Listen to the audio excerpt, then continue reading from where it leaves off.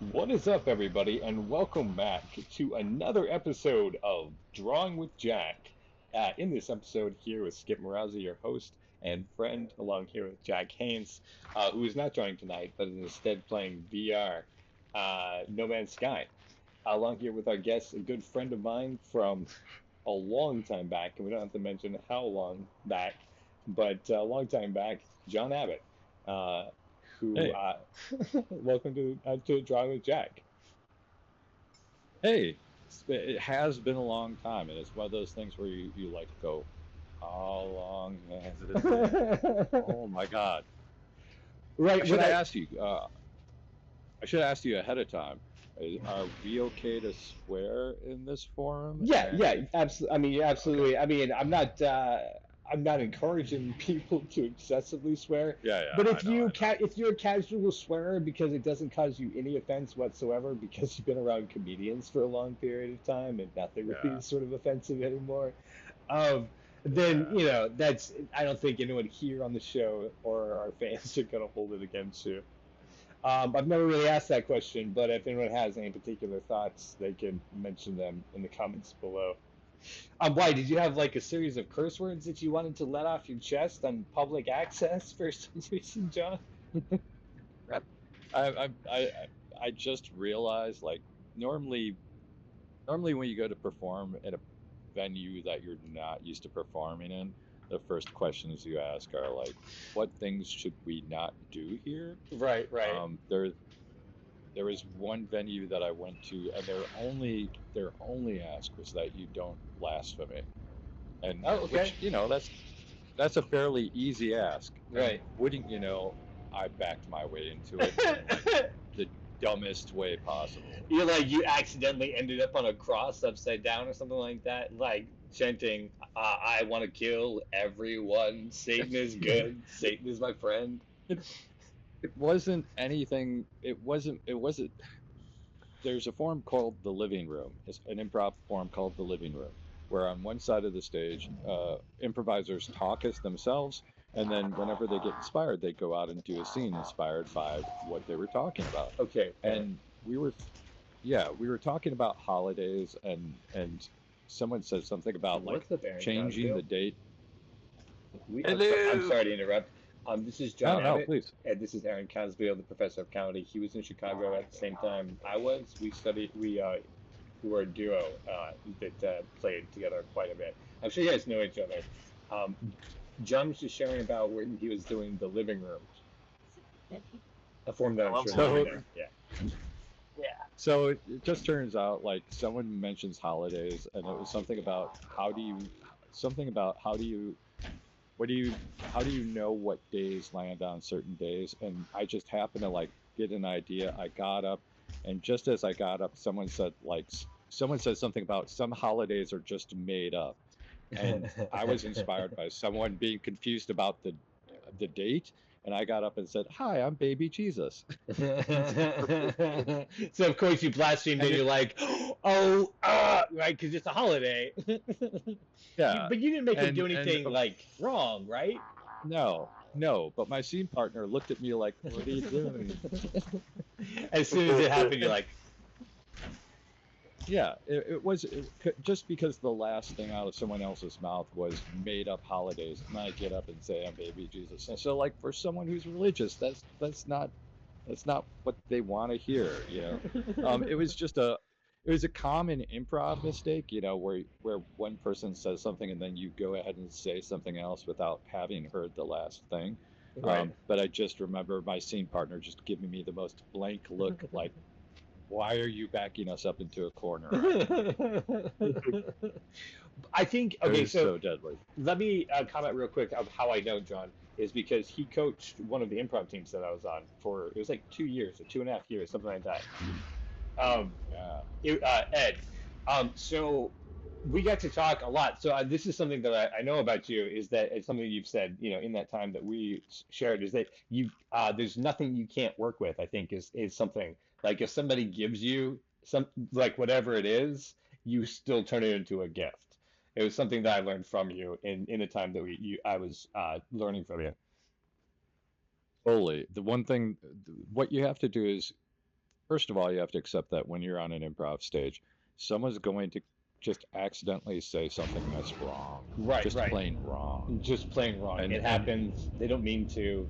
Their brain just poops. yeah, yeah, exactly, because we're making everything up. It's not like when you're writing, you know, it's not like when you're writing a novel and you can go, oh, that's a bad idea, and then erase it. Sometimes stuff comes out because we're feeling the pressure of the audience, and we just go, you say you you say something that comes out that you would never say in life, Right. and usually that's when your scene partner is looking at you like, oh God, what do I do now? Yeah, I've been in that situation more than once. I believe Aaron has as well, as us oddballs have a tendency to set people off.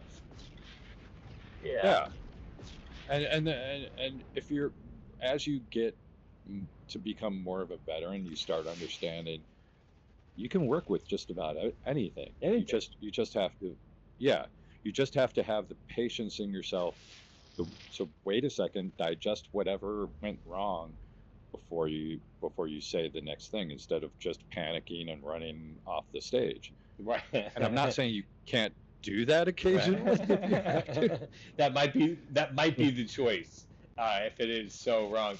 But instead of physically, mentally, or socially checking out, right? You can instead check in, right? Yeah.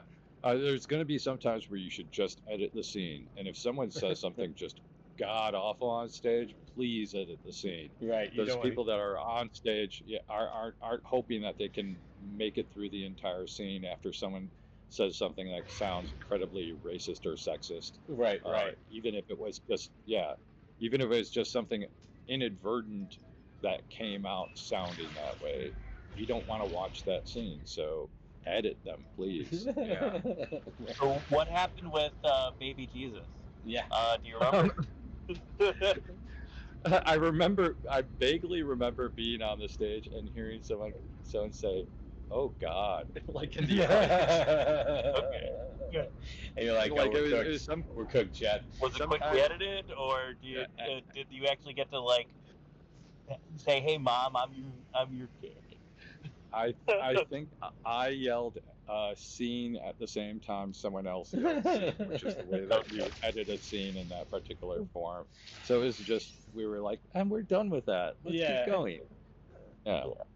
You were as much glad to be saved from that scene. Like it was your idea for sure, but you're like, yep, let's get out of here. Joke made. There's times where the audience lets you know that what you thought was a really cool idea is a really bad idea. Right? I'm sure it's what every stand-up comedian knows, because they start into a joke and they're like, this joke isn't going well, let's abandon it and go somewhere else. Right. When you're doing an improv scene, there's times where you start off with an idea and like you hear the audience groan and you're like, oh God, get me out of here, please. They're not following me. Yeah. And only a single genius maneuver could pull you out. But if you don't have that, it's probably just a pull out, right? Yeah. It's probably best to pull out. I think that's where we want to go. Yeah. There's one time where I made the really awful choice of having a very depressed character. There were two other people on stage with me, and I decided my character was really depressed. And while they were talking about how the office is just a miserable place, and they point to me and they said, that guy's always miserable. So while I'm sitting there just, kind of quietly crying, I just take a make-believe rope and throw it over a make-believe rafter. Oh geez, would you like, this is hilarious, depending on the tone of the scene. And the second that I do that, I hear just a reaction from the audience that just lets me know that was a stupid thing to do, So the only option you have at that point, right, is to like play with them as if you're about to hang yourself the entire scene and then be saved. Right? That's the only out at that moment. Like raising the stakes that high, because you don't want to do the dangling. That's not going to be a fun scene. Yeah. The best choice I should have made, which I didn't make, was to edit myself out of that scene right away. is to just go, and I'm done, and just like sweep the scene and let it be a bad memory that hopefully disappears from the audience's mind, right? It's You know not what? I'm permanently going to make recorded a on. call to the suicide hotline. Call. Yeah. It's like you it's one of those times, and I'm sure you guys have had this moment where like weeks later you're still thinking about what would have been the right move to do. The only right move is to get out of that scene, as far as like, I mean, again, I disagree, but it depends on your audience. It depends on the scene. I wasn't in Yeah. the scene. Yeah. Like that's probably the perfect button. If they're like, hey, this office is oppressing. You're like, yep, this is the demonstration of it. You got your groan that demonstrates that scene. Cut to the next one so we can see the effects of that, or like what management is planning to do to make it worse, or whatever, right? Like you probably made your point. Yeah, you could have said, "Oh, I broke the rafter. That's how bad my day is," or something like that. I don't know. I'm sure there are much smarter improvisers than me that could have gotten out of that. I just recommend to all my students, if you feel like you're digging yourself a hole in a scene, just get out of it, man. Just get out. It's not worth it to waste your time and the audience's time on something you're like, no, this is gonna suck.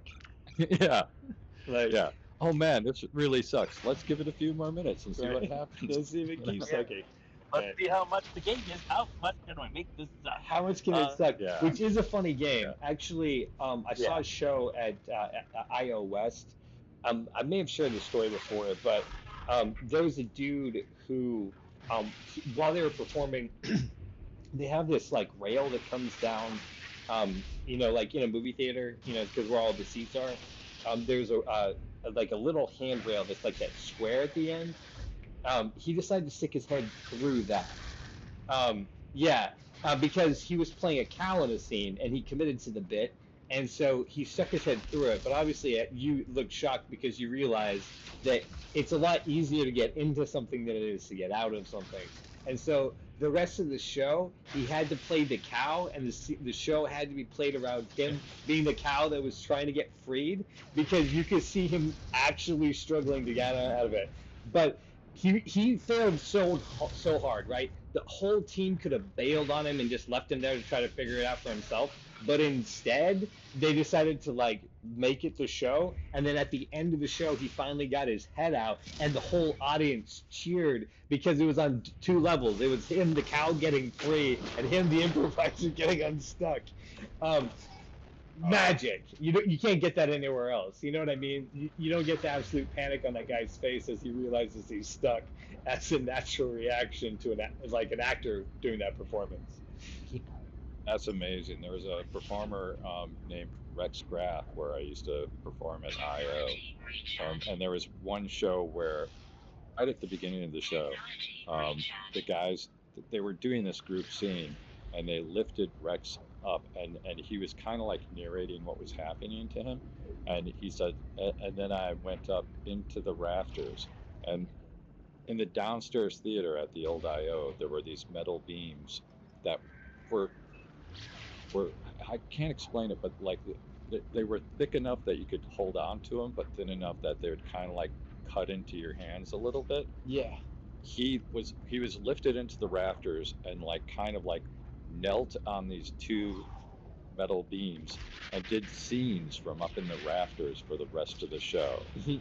At one point in time, and I'm still not sure how he did this, he hung himself by the crook of his legs upside down and did a scene with another performer. So he's hanging upside down and his face is the same level as the other performer who's like standing up facing him.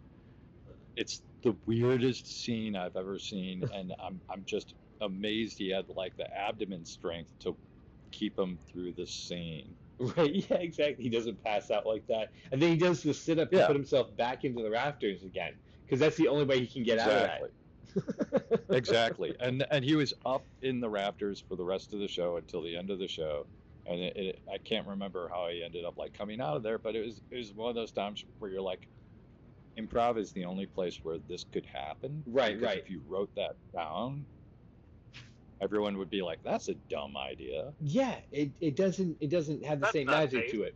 Yeah, a performed safe scene does not have the same magic as that moment of the man up in the rafters doing the work. Because you know that no one planned to do it. You know he has no safety net. It just like overemphasizes the actual what is happening in the scene work, right? Right. Because Yeah. TJ and Dave always say, and the fact trust us, it's all made up. And the fact that he's doing something stupidly dangerous kind of like raises the stakes. They're like, he could get seriously hurt or say something that isn't funny. Exactly. Either one of those things. That's what I think Dell had said about Chris Farley when he was there, is that he would attack the stage in that way. So you'd be like, holy crap, is like what's about to happen? You just sound like you know what I'm talking about. Yeah, someone told me that when he auditioned, I don't know if he was auditioning for main stage, but his first move was to like jump on the stage and land on it basically face first. Um, and it's one of those things where when you hear about it, you have to know that it was called for rather than just doing that to be big, right? Right.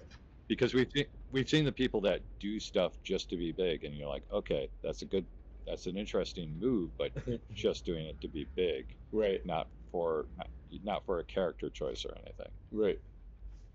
And then did they say that it was for a character choice?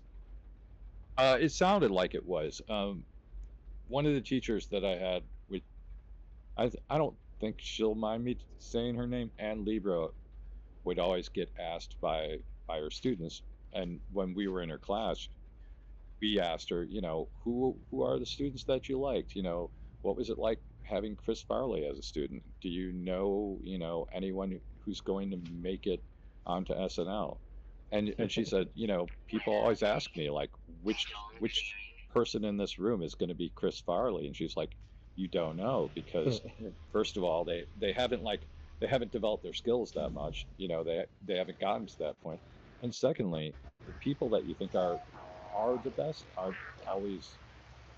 I don't think she said that the people that are the best don't necessarily get there, but it was something about you don't know because they're not there yet. Does that make sense? Yeah, absolutely.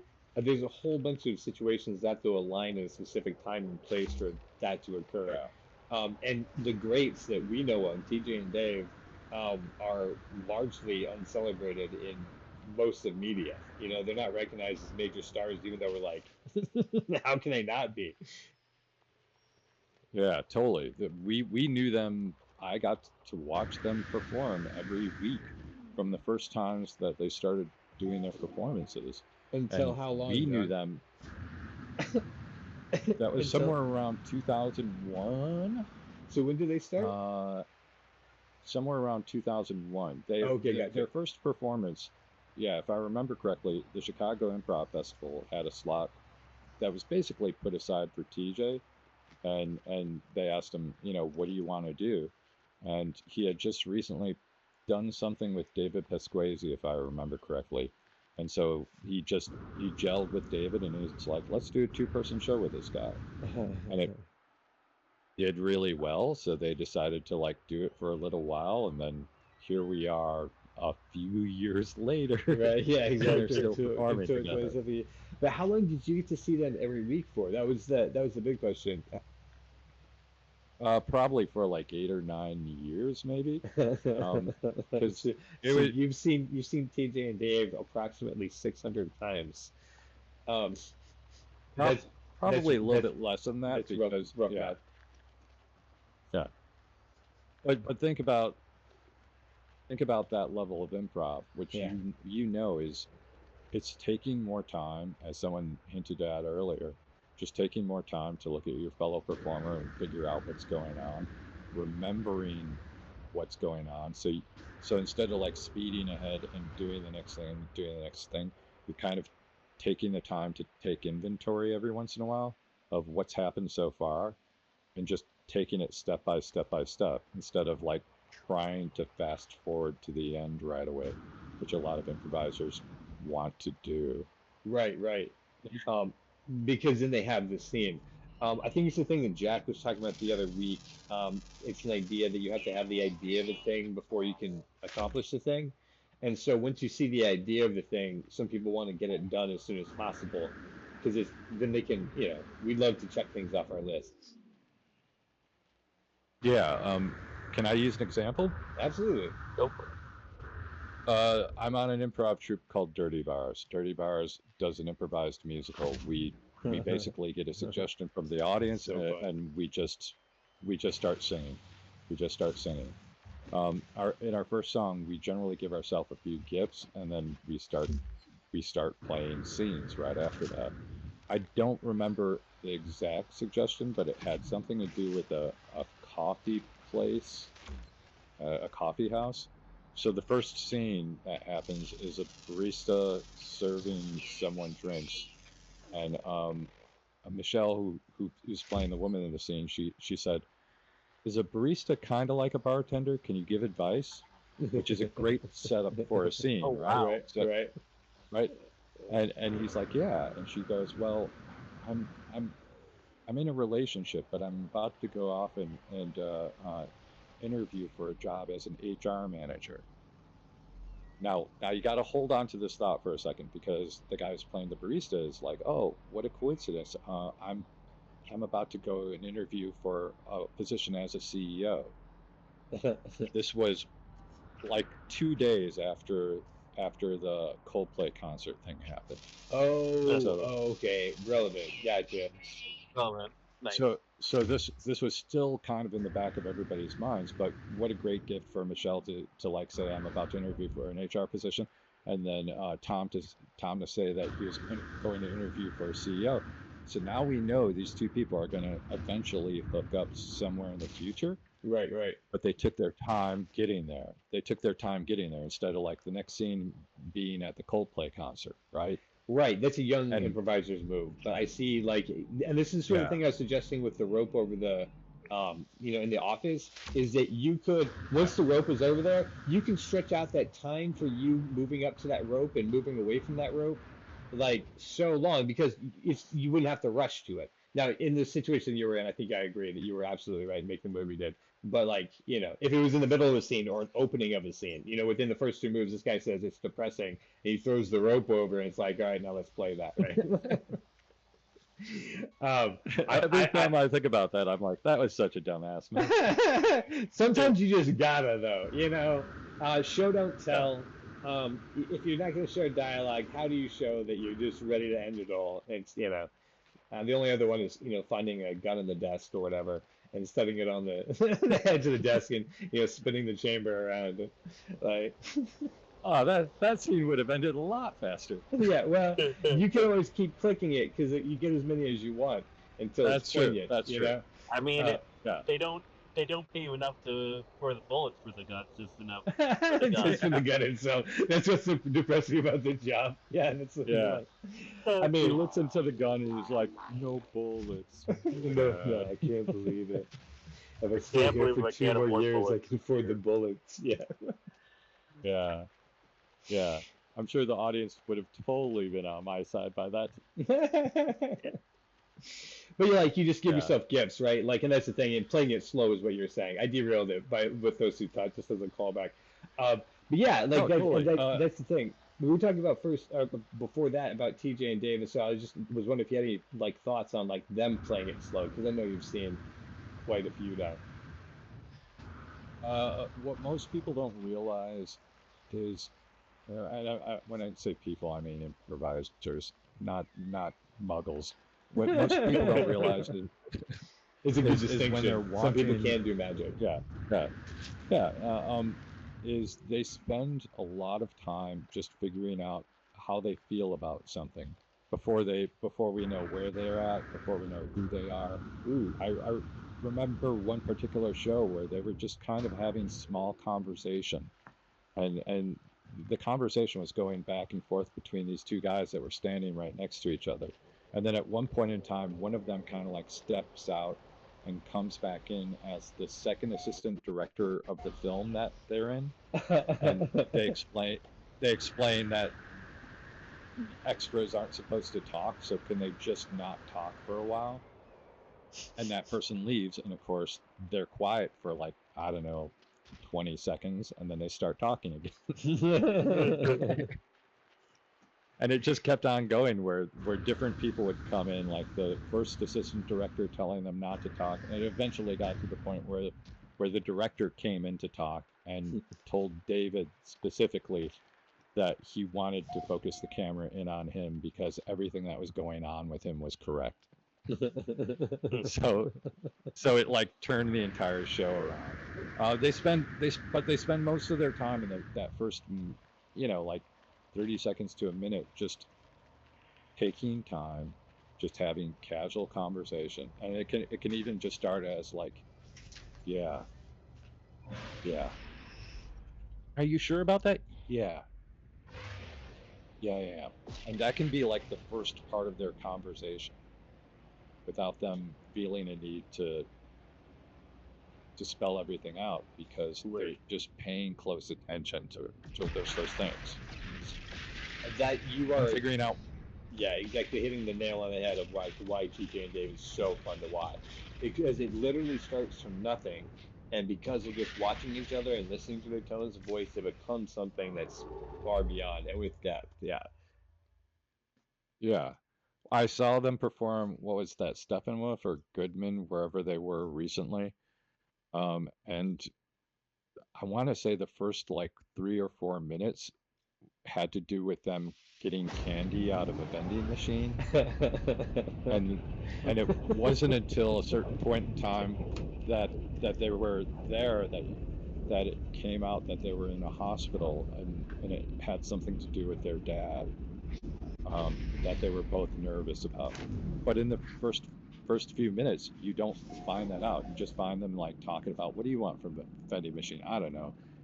Like a conversation that would not exist in any other improv show. Right.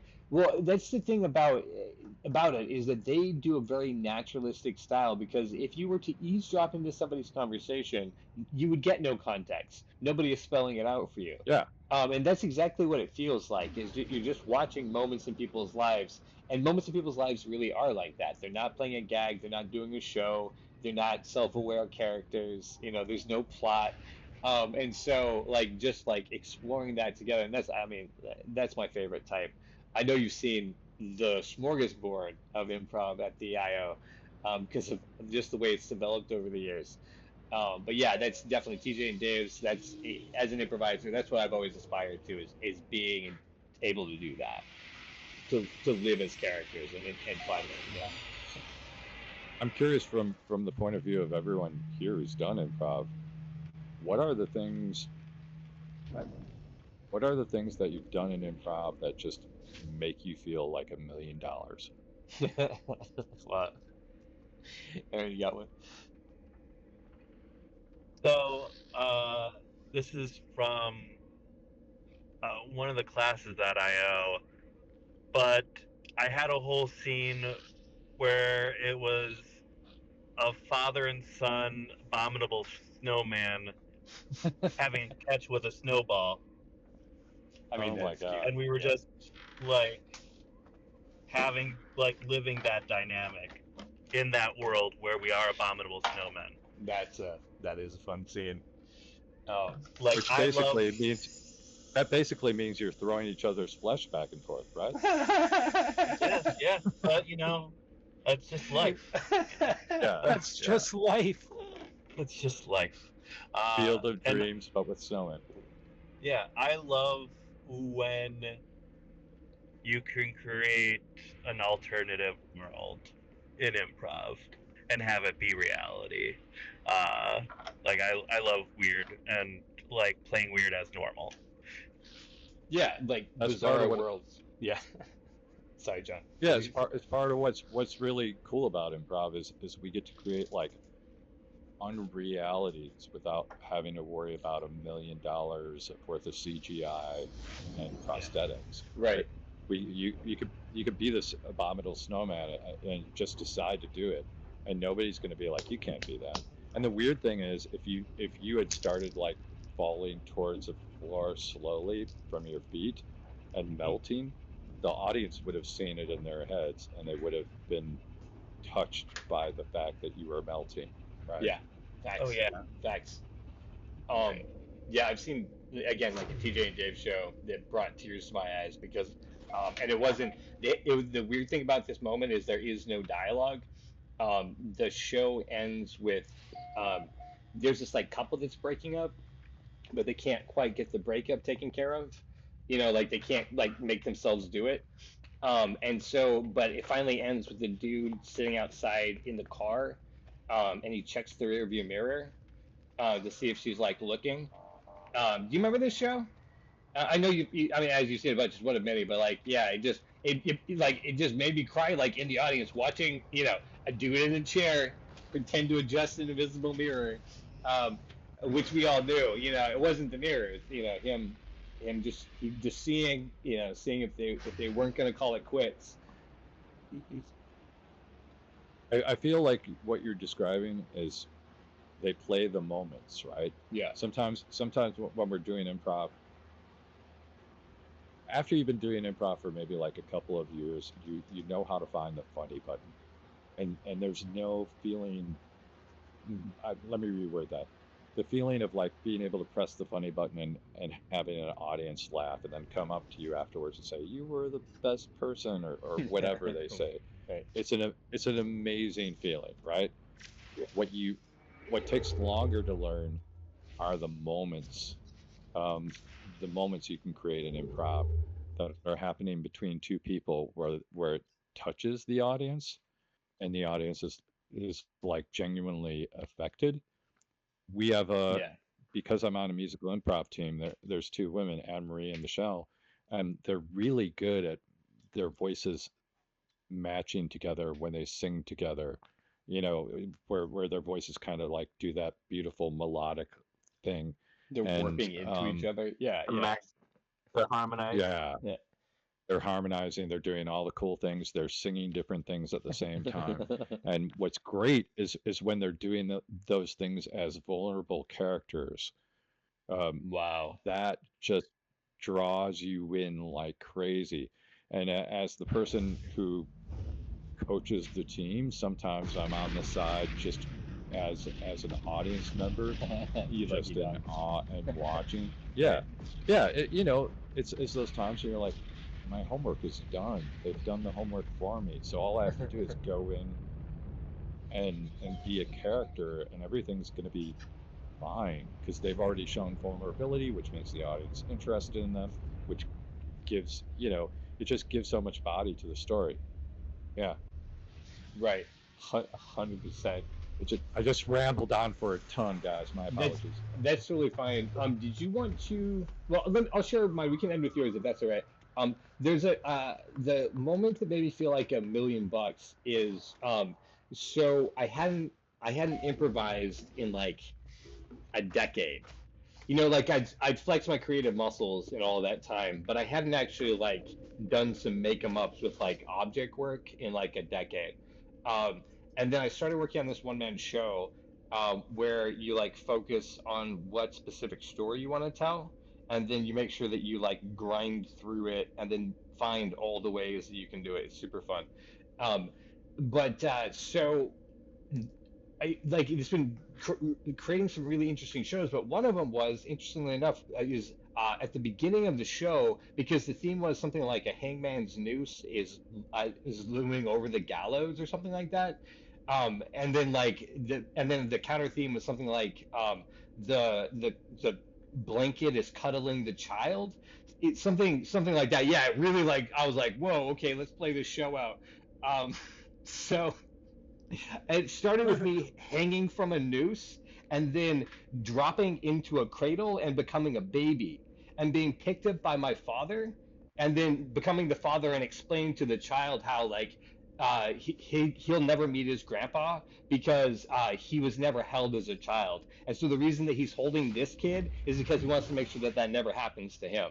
It was just like like I was like, what the, you know, like playing a scene, but then also like, you know how like your creativity when you turn on the improv thing, it's just like you go, right? And you can't say no, you just say yes, and you follow the idea, and you follow the idea, and you follow the idea until it concludes.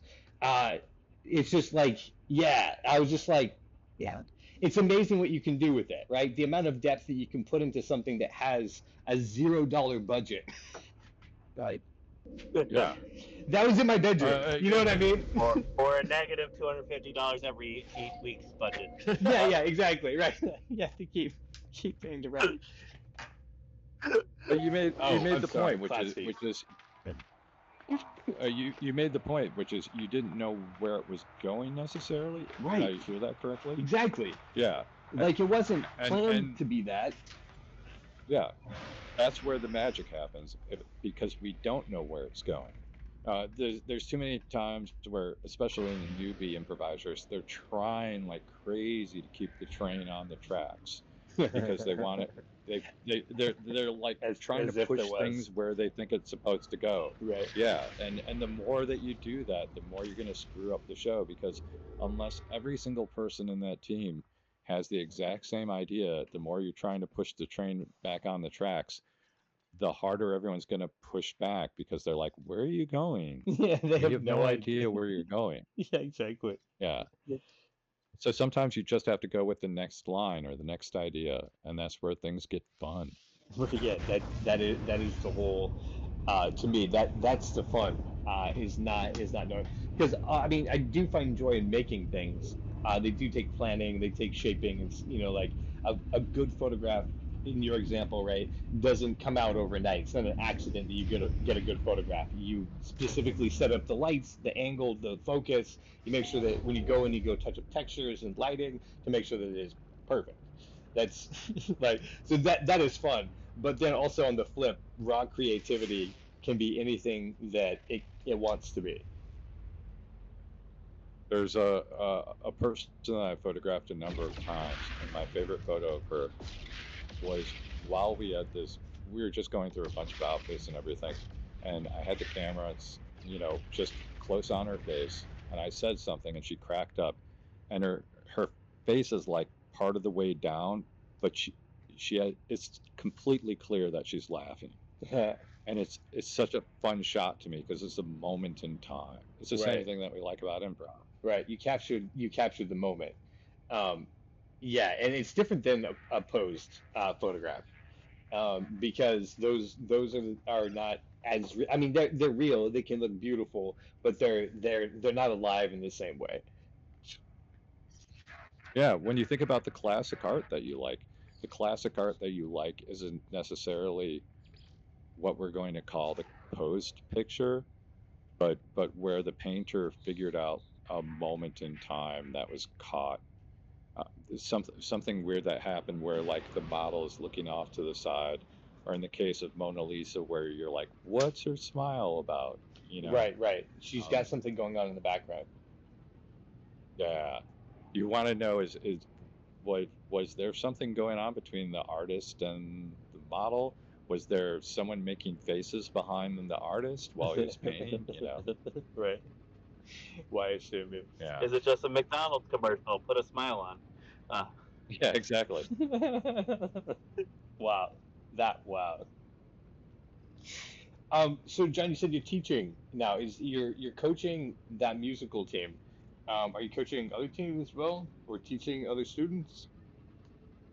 I have a group. Yeah, so I teach level 3, which used to be the advanced class at the theater that I'm at. Can and you shout it out? I'm also teaching an independent. Yeah, I think I can. Westside Improv, which is in Wheaton. Westside. It's an amazing, Westside. It's an amazing theater, full of people that. I'm going to give what I'm going to call a complaint. Sometimes like the theaters in Chicago, because everyone says if you want to become famous and you want to get on SNL, you have to go to IO or you have to go to Second City. And because of that, what ends up happening is a lot of people that go to Second City and IO end up being aggressively into comedy, because there's like a goal connected to it, right? One of the things I loved about Ed is you guys were just doing it for fun. You guys weren't trying to like do anything in particular, right? Right. Yeah. Exactly. It was called Ed because it was an education group. We just wanted to do it more. and run Yeah. through, go to the gym and run through the exercises. Absolutely. So what I like about the theater that I'm at right now is it's removed enough from Chicago where the people that are taking classes there, they're taking classes just because they love improv. That's It's a slightly older crowd. It's a crowd that has had like a bunch of experiences in their life, so that's they cool. have stuff that they can bring to the stage. Hell yes. That's the problem with young improvisers, like in youthful, and not just in inexperience, is they don't have things to talk about. They don't know the world. Yeah, yeah. They just got out of the house like 5 years ago. Okay, what are you going to talk about, man? I mean- and that's not a knock against being young. It's just Right. it's the difference between a writer who has a ton of experience that they can write about. When you think about the classic writers who in their earlier life they went to war or something like that, and then they decided to write about it. Or maybe they wasn't it Hunter Thompson who like would drive across the U.S. Just going off on adventures. He had stuff to write about because he was doing it. He was doing stuff. Yeah. Exactly. And that's what makes good stories. That's what makes good characters. Yeah. Yeah. The other group that I'm coaching is a group that's just an independent group. They're called Jukebox Takeover. I love them to death. They're hilarious, and it's just a group of people that just love each other. And in a lot of ways, like, it reminds me of the same kind of chemistry as Ed, because it's people that are just playing to play with each other. Yeah, good group mind is hard to find for sure. Totally. And it just makes them fun. It does. I mean, that's the thing. Yeah, it just you get really fun. You get to do where you're supported by people. A blast. It's all that matters. Yeah. Are you also getting to perform besides the musical? I'm on 2 teams at Westside. There's one that's a non musical team, and it's called Foosball Baby. Improv names, man. Like every improv name, there's a story behind it, Of but course. I probably What shouldn't is get into it. Yeah. I mean, There was a scene where someone had consummated a relationship on a foosball table. So the baby that was created by that was known as a foosball baby. I mean, it makes total sense, guys. Absolutely. I don't know how you didn't. Yeah. Yeah, I assumed that was what it was because I'm a worldly man, knowledgeable of such things. Of course, right. Yeah, That would I've be had very many relationships on foosball tables. Yeah, very. yeah. There may be many foosball babies out there. I don't know. I just hope no one is spinning the men while you're. Never. Yeah, exactly. Like you're getting spanked by like Ow, 3 men ow, at the same ow. time. Yeah, exactly. So things that are not uncomfortable to talk about or think about physically. And you guys having fun with the foosball baby? What things are uncomfortable? What were you saying? No, I was just again thinking about how being on a foosball and trying to have sex on a foosball table just sounds so uncomfortable, and that's why I was like, I want to stop thinking about it. But you were talking about your team and not the names. Well, obviously the goal is to score. Oh, wow. Obviously. And to not end up with the ball in the wrong pocket. Right. Yeah. Right. Yeah. Sharing a hole with them. Yeah. So those are the 2 teams that I coached mostly. I'm almost always coaching someone else somewhere. There's just a short while ago, I was helping my friend who's in California coach a team that he's working on, who's doing they're doing a more serious form, or I should say they're starting out with serious scenes, and then they're letting the scenes get crazier and crazier as it goes on. That's also So like that's a just Cronenberg type story development. What's it called? Like a Cronenberg type story development, where it almost starts out kind of seeming normal, and then it just gets more and more bizarre as things develop through the plot. That's fun. Yeah, his goal was because he has a lot of performers out in California who are just great actors. So when they're performing a serious scene, about someone just something bad having happened to someone, but they can perform it real. And then Yeah, as okay, I like. yeah, and then as you break the reality, it becomes more fun because you start out with something that's real in that first scene, and you spend a little bit of time establishing that. And so as the reality, I don't want to say as the reality breaks apart, but as someone has a scene with their fireplace or something like that, you can have the fireplace talking to them and being like, I know you want me to keep you warm, but I'm getting tired right now. You could have you can have a weird scene like that occur afterwards, and then just have the person who's the serious person playing it very seriously, and it just creates a really interesting world. That yeah, that sounds like very that's fun because you're grounded. Once you're grounded, you can take the audience anywhere. Yeah, yeah, totally. So that's I'm yeah. curious, Caleb, Sorry. how much is everyone here performing, or is everyone here performing still? Well, that's I was wondering. I know Aaron's been doing stand up for the last 10 years. I have not. Like I said, I'm just practicing a one man show right now. Um, but yeah, and Aaron, also, Aaron, how often are you doing shows? I mean, I'm doing shows. I'm doing stand up like at least like a few times a month, but like when I'm just trying to do paid gigs, I could do open mics and do longer. But I mean, I've also tried to teaching. I've done a few improv, taught a few improv workshops over the years, um, and mostly just trying to teach the form that Caleb and I did.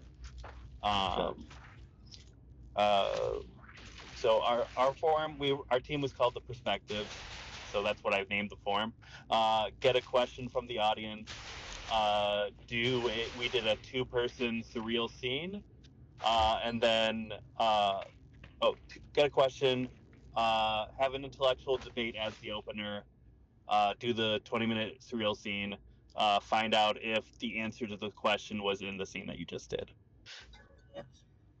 Are, I'm sure this happens, but how often do you do a scene and then say to yourself, that's a great premise for a stand-up piece? Um, I've borrowed some stuff from improv that I've done before, Yeah. and I sketches feel that like, I've written, and I've yeah, I kind feel of like applied. you'd have to, right? Because Yeah. there's those times where you finish a scene and you're like, that was almost perfect, and this is what I would change. Right? Yeah, I just started a project this weekend that was that. I performed this one man where I was playing all the characters, and then I was like, oh, that was really fun and really funny. I was like, it's too bad I didn't record it. And then I was like, but I can write it down. And so I went back to be like, yeah, because it's just so clear, step by step what it is. Where are you performing now, Uh, John? where am I performing? Yeah. At Westside. At Westside in Wheaton. Oh, I'm sorry. Yeah, I'm sorry. We did cover that. Then you went back to talk about No, teaching that's again, fine. so I was confused if it was one or the other. But okay, I see it's both. Fantastic. Yeah, yeah.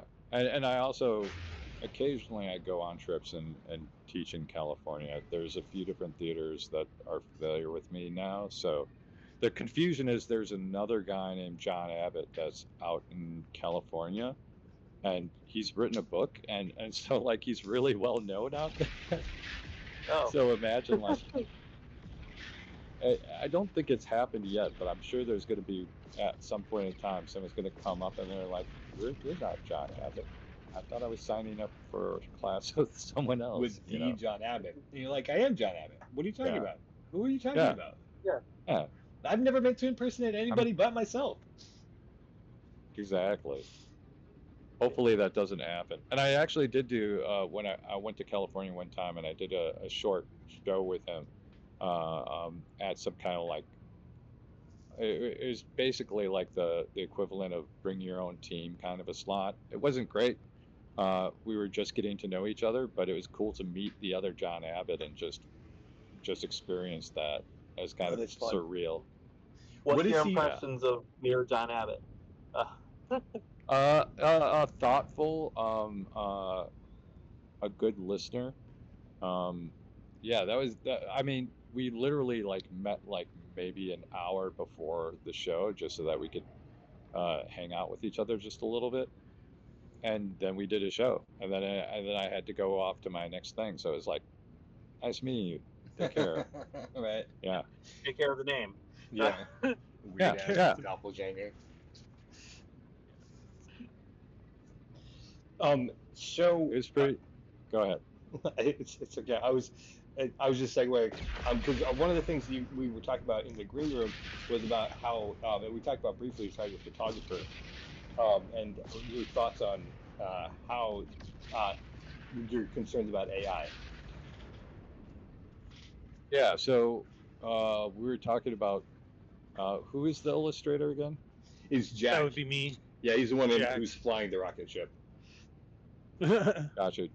Jack, so you and I started having a conversation. It started veering into the direction of we've both had the experience where people that we're creating for don't understand sometimes the difference between great stuff and kind of half-ass stuff. True. Or there's times where you ask your client what they want and they have no freaking idea. So you have to walk them through the process of what do you want. And the interesting thing that's happening right now is AI allows you to like create a prompt and say, this is what I want. And then it creates something for you. And it's in a weird way, it's going to be exactly what you want, which is going to be inferior than if you're working with an artist. Yeah. That is And true. let me explain what I in some ways, yeah. let me explain what I mean by that. If Caleb was asking me to like create something for him, it's going to be filtered through my idea of what I think Caleb might want, right? Right. Or maybe whatever my bullshit artistic expression is going to change what he says. Instead of giving him exactly what he said, when you're going with AI, it's going to give you exactly what you said, except it's going to be missing a few fingers or something like that. Right. At this point. Yeah, at this point. The other thing is, AI is trying to avoid imperfections, whereas an artist knows that the imperfection is what sometimes makes it human. That's why you want to look at art. Yeah, exactly. It's to see a human's fingerprint. Yeah, 100%. I knew that this. Does anyone here? Sorry. Has anyone here heard the term? I think it's called wabi sabi. Yeah. It's Sounds familiar. Yeah, it's a Japanese term. Publicly mentioned, or like it's a joke on King of the Hill. That's my. Oh, is it? Okay. Yeah, wabi sabi. I hope I'm pronouncing it correctly, but basically I what heard it it from means Bobby is Hill, so I think that's my closest reference to actual facts. Nice. Well, we'll combine your knowledge of cartoons with my half-assed knowledge of what I think it means. Let's do it. I believe it's a Japanese term that basically means the beauty of imperfection. Yeah. So when Japanese artisans are building teacups, when they're making the teacup, the idea isn't to make it absolutely perfect, but to let the imperfection be in the cup, because then it has the beauty of imperfection. Wabi sabi. And the reason why I love that as a concept is when you're an artist, you start realizing there's such a thing as working on something too long and perfecting it too much so that it no longer has a humanity to it. Thanks.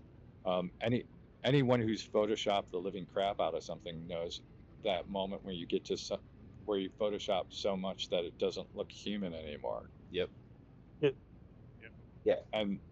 And that's the difference between AI and someone who's a photographer right now, right?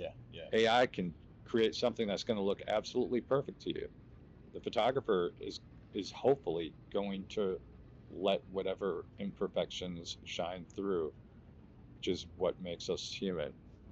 Right. Well, and that's also it's the nature of our world and our whole universe because everything in the universe is broken. That's why it's fractally shaped, right? Like all up and down. Um, so, and that's and they're not capable. And maybe a calculated error can be put in. There was a Beatles cover band that they said that they had to make sure that they missed a couple of notes during their performances so people wouldn't believe that it was a recording because like they messed up. They're obviously really doing it. What's that? Wow. Yeah, that's kind of interesting. There is a guitarists will know this. There's a famous Van Halen song. I don't remember if it's Unchained, but there's a song where if you listen to it as a guitarist, you can hear where he misses a note, which is a very you don't expect Eddie Van Halen to miss a note, but it makes the song. I think it's either really Unchained or Hot for Teacher. There you go. Logan Gifford, welcome to the chat. One of the producers for Cox and Space, writer and voice actor as well. He plays guitar and is also a music connoisseur, especially guitar work like that. Well, I've been giggling and vamping in the background as well. Not sure if anyone else has heard, but hello. But don't you like that, Logan? Don't you like that moment when you're playing guitar and you meant to hit one chord and you hit the wrong chord, and suddenly you go, wait a minute, that sounds better than what I was planning to hit. Right, like sometimes the mistakes end up making the product. And that's why we shouldn't shy away from that at all. We shouldn't shy away from, no one should shy away from the creative process. And that's what bothers me about AI, if I could rant for a minute. Yeah. I'm sorry. I'll listen. Go ahead, please. Dude, AI sucks. And it's not to say that it sucks just like on the whole generally, but it's like, it's the way that people are using it. People are using it to pass classes and, not learn anything themselves, rather than using it as a tool to learn. And that's what bothers me about it. It's not the fact that it exists, but it's the fact that how people are using it, and that it will ultimately be like to the detriment of human intelligence and human skill. Yeah. It's kind of like ChatGPT, write me an essay, write me a paper, draw me a painting. Yeah. It's like, no, do it yourself, dude. You have it in you. Everyone does. Come on. It's kind of like how like we have all these great things that increase our productivity and make it easier for us to farm, make it easier for us to like clean clothes and do all those things. And the flip side of that is we become these very flabby creatures because now we have to exercise in order to just keep our bodies in the shape that they would normally be if we were doing any kind of physical labor. Right. Yeah. Right? So now we're like, I don't want to have to think too much, so I'm gonna have this machine think for me and write music for me and write poetry for me, and you're taking away the very things that make us human. Right. Or at least I like to think so. Fantastic take on that. Yeah, exactly. We were talking about AI a couple of weeks ago probably, and that was kind of like the idea. I'm like, well, I'm gonna use it as a tool, but I enjoy writing. I enjoy making characters, so like of course I'm gonna keep making them. Like it's not gonna stop me. It's just for people who can't. There's also a thing, someone here said that it's improving. I agree that AI is improving. 100%. Little errors are gonna. Having said that, for sure. Yeah. Having said that, there was something that I saw the other day. I don't know if you guys know Rick Beato. He's a YouTuber who does music productions. Yeah. And he appeared on a television show where he basically made a prompt that created the face of an artist that doesn't exist.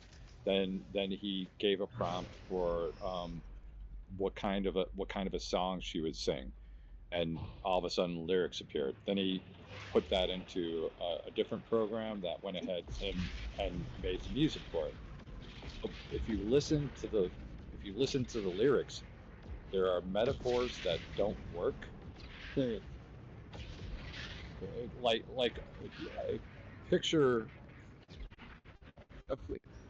We've all done a metaphor when we were really young, trying to write a poem or something, where you read it back and you're like, oh, that's a painful metaphor. This is like I am the pencil and you are the lead, or something like that. And I'm like, that makes that You're that up makes no inside of fucking me.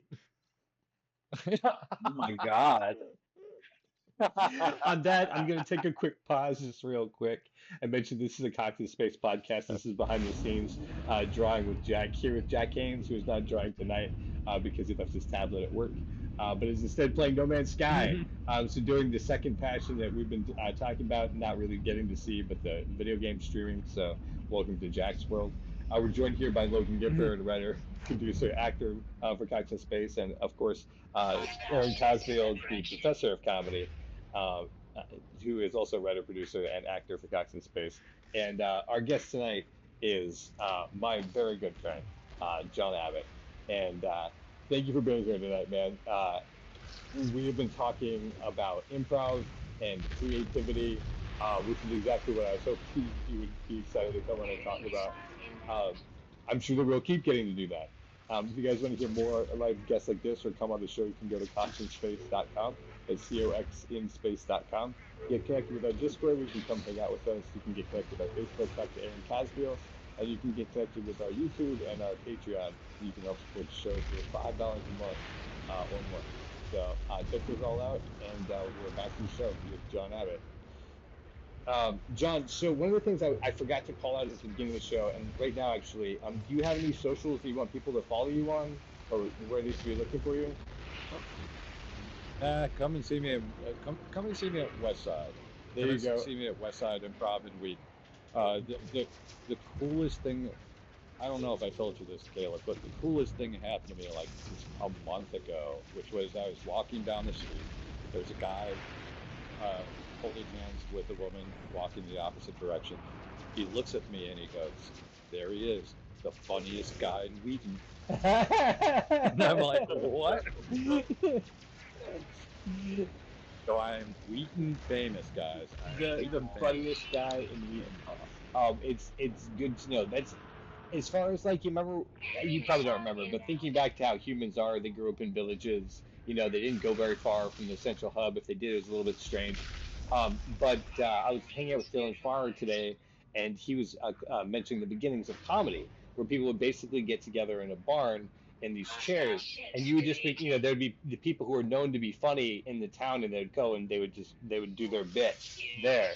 And so like you've achieved that for your village, for Wheaton. You're the funniest man in your village. I'll take that, man. Yeah, your ancestors are all very proud of you. They're like, yes, that's correct. He is the funniest man in the world. Yeah. Here's the weird thing. I performed in Chicago for probably, I don't know, 10 years, whatever. And I don't think I ever had anyone come up to me on the street or at a restaurant.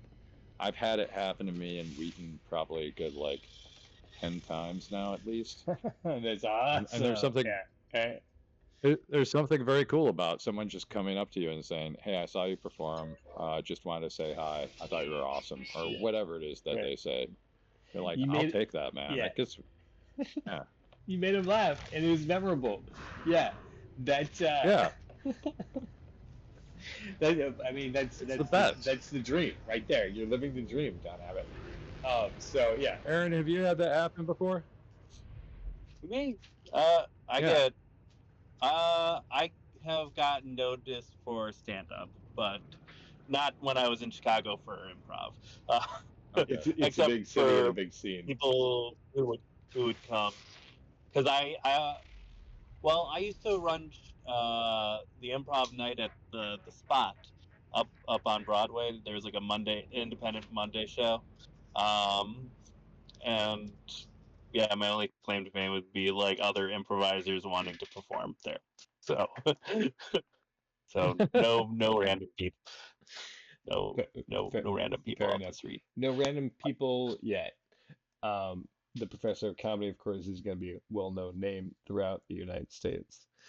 Um, but John, I wanted to, yeah, I forgot to mention that the reason that you'd seen TJ and Dave for the 8 years is because you were a bartender at the downstairs IO bar for that all that time. And so I was just thinking when I was like prepping for the show, just how many different like styles you've seen and how many different performers you've seen over that time. Because you worked every night, right? Practically. I mean, 5 nights a week. I started there as an intern. I ended up working there as what they called a night manager, which is basically someone who would lock the door at the end of the night. I eventually ended up working as a bartender. I estimated that in the amount of time that I was at IO, I had seen somewhere around 5,000 shows. Holy crap. Wow. Right? Now, And that's now festivals those and are, yeah, that's including like maybe 2 shows a night for some of the time I was there, sometimes 3 shows depending on the night. And because it was such a fascination slash obsession with me, I tried to get there as much as I could just to watch a show when I wasn't working. right. The reason why I was there on Wednesday nights is because they wanted a night manager there on Wednesday nights, so I volunteered. And that's how I ended up just seeing a ton of TJ and Dave shows. So it was just a combination of wanting to see a lot of shows and working there, which was the best. It's the best, guys. Imagine imagine that like 5 to 6 days out of your week, no matter how horrible your day is, you get to laugh. Right. You get to Your laugh. night is And the night is the best part. you're getting to see Yeah. the cream of the crop too. I mean, some mediocre shows you're going to see some lottery shows in there too. But like you get to see people who go on to do a lot of great things, and then also who like I mean may be really great and didn't get noticed. Exactly. They're going back to the thing that Ann Libras told us about, like she couldn't tell us which person was going to end up like on SNL. I wish I remember exactly what she said, but she said something to the effect of that person could be in this class and I wouldn't know it. And you got to see so much talent. I still get to see so much talent. Okay. I just finished my level 3 class like I don't know 4 days ago or something like that, and that was another group of people that you could have picked a random person out of there, and a few years from now put them on an SNL stage, and they'll be just fine. Facts. They'll be just fine. Facts. That was It's the so much crazy fun. thing about being in Chicago is that you just kept seeing really great people every time you went to go see a show, you know. Um, Yeah, what's we the were most, we were. sorry, please continue. I'm sorry, Caleb. I just wanted to say we were so spoiled, right? Yeah, When you think about it, because when I first started going to IO, I found out that Del Close had passed like a couple of years before I got there, and I was like, oh man, I missed the golden age. right. And then I didn't realize it, but the people that were piling in at the time would end up like going on to every show that made it to air at some point in time, because that just happened to be the period of time where television shows were like, we want people who can improvise more. So they were just yanking as much talent as they could out of Chicago, which were the people that we were watching on stage every night. Right. And I'm still blown away by how much talent I get to see on an average night, by how many times someone will come to see one of our shows. And by when I say one of our shows, I mean at our theater. And they're like, wow, we didn't realize this theater was here. We didn't realize how much talent is here. And I feel like that all the time. I'm so freaking spoiled, man. I mean, facts, right? Like, just because they're not world famous does not mean you're not seeing amazing talent. Hey Jack, I'm just gonna call out. There's some reason the stream is not coming up. Um, Oh, okay. Sorry. I was also very, very much enjoying the VR No Man's Sky stream as a No Man's Sky player. that's what I'm talking about. Yeah. That's what I'm like. But is there a stream? Never seen that before, did not know that that existed, and that is super fucking cool. John, over the So over the were your- years. Sorry. Oh, I was about to ask, who were your favorite teachers when you were coming up? There you go. That's so here's the other embarrassment of riches that I had, right? My first teacher, who was my level A teacher at Second City, I had no idea who this guy was. He walks in and he just seems kind of trippy, and he's wearing like a hemp bracelet, and he's like, "Hey, Yes, there it is, cats, Jack, I thank used you." to be on, yeah, I used to be on main stage, and now here I am teaching you cats." And I was like, "Oh man, what is with this guy?" It turned out that was TJ. That was TJ Yeah. So So that's your I was first. basically, yeah, my first improv class, I was basically being taught by like the Michael Jordan of improv, Yeah. right? Still to Right. this day, unless I That's missed pretty- somebody. When and by the way, that was the first class that he taught. Oh my God. When yeah, right. Talk about rolling the dice and just hitting the lottery all at the same time.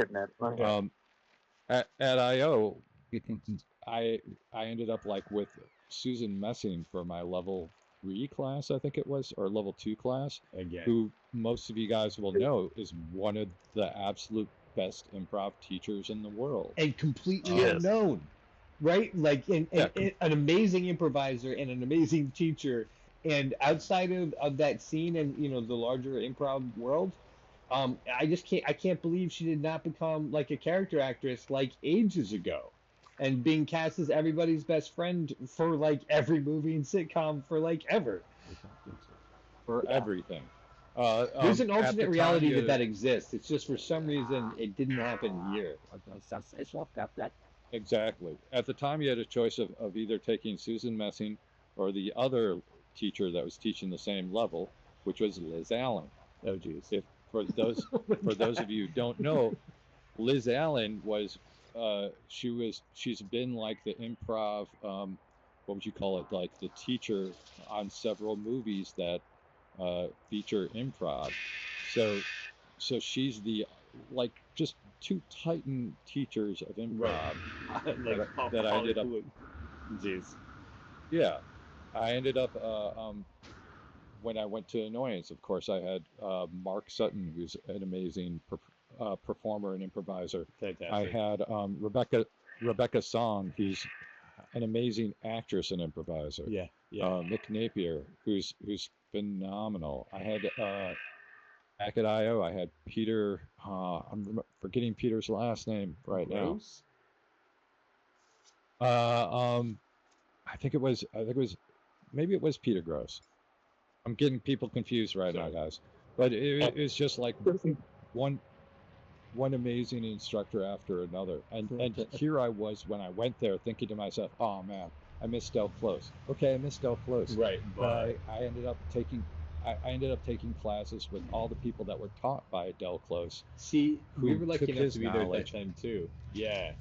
Yeah. And they added on to his knowledge. They took- Exactly.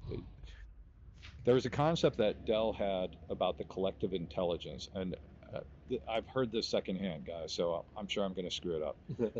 But the idea was basically that you can't take away from collective intelligence. You can only add to it, right?